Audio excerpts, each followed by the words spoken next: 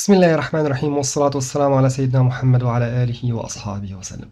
هلا بالفيديو اليوم إن شاء الله تعالى راح أشرح كيف حذف حسابي على التليجرام بشكل نهائي. الطريقة راح تكون بكل بساطة على الشكل. بعد ما نفوت على حسابي على التليجرام على الشكل التالي، عندي هون الصفحة الرئيسية. راح نشوف عندي بالأعلى على اليسار في ثلاث شخطات فوق بعض إشارة القوائم، راح نكبس عليها ضغطة هيك. بعدها راح ننزل لتحت بالأسفل. راح ننزل لتحت بالأسفل، راح نشوف في خيار اسمه الإعدادات، هذا خيار اسمه الإعدادات، راح نكبس عليه ضغطة هيك. راح يطلع عندك على الشكل التالي. هلا راح ننزل لتحت بالأسفل، حتى نشوف في خيار اسمه الأسئلة الشائعة. هذا هو خيار اسمه الأسئلة الشائعة، راح نكبس عليها ضغطة هيك. هلا راح نسحب لتحت بالأسفل، نسحب لتحت. راح ندور بالأسئلة الشائعة الموجودة عندي هون على الخيار الخاص بحذف حساب على التليجرام، راح نسحب لتحت بالأسفل.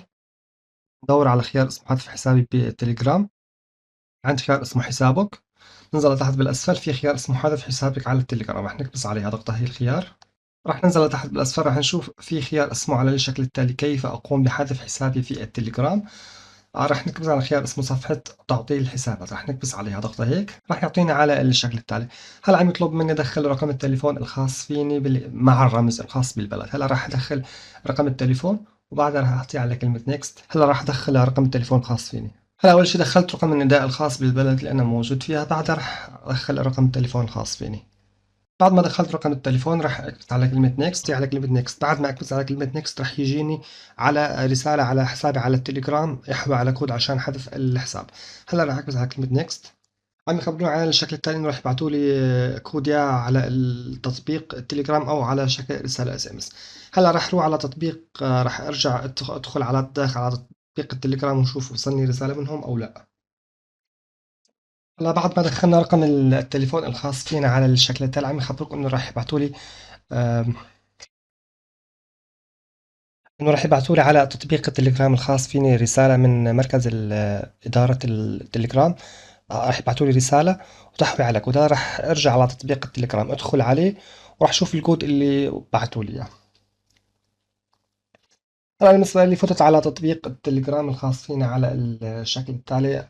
شفت إنه بعثوا لي على الشكل التالي إنه هذا الرمز، عم يخبروا إنه هذا الرمز عشان أحذف الحساب. هلا راح أعمل نسخ لهذا الكود، نعمله نسخ. وبعدها راح أرجع على الكفي بخطوات الحذف. هلا عملنا نسخ للكود، راح نرجع على على النافذة الأخرى عشان إكمال بطرق الحذف. هلا صار لهي المرحلة. هلا راح أدخل هون الكود اللي بعثوا لي إياه على شكل رسالة على التليجرام. هلا راح أدخل الكود. دخلت الكود على الشكل التالي. هلا راح أعطي على كلمة ساين اب يعني تسجيل الدخول. وأنا عم يخبروني على الشكل التالي. طلع عندي خيارين، واحد من الخيارات اسمه ديليت اكونت يعني حذف الحساب، رح نكبس عليها ضغطة هيك. هذا خيار اسمه حذف الحساب، نكبس عليه ضغطة هيك. التالي إذا حذفت حسابك فسيتم حذف جميع رسائلك وجهات اتصالك نهائيا. هذا رح ننزل لتحت بالأسفل. هذا تحذير: يرجى حذف حسابك فقط إذا لم تعد ترغب باستخدام التليجرام.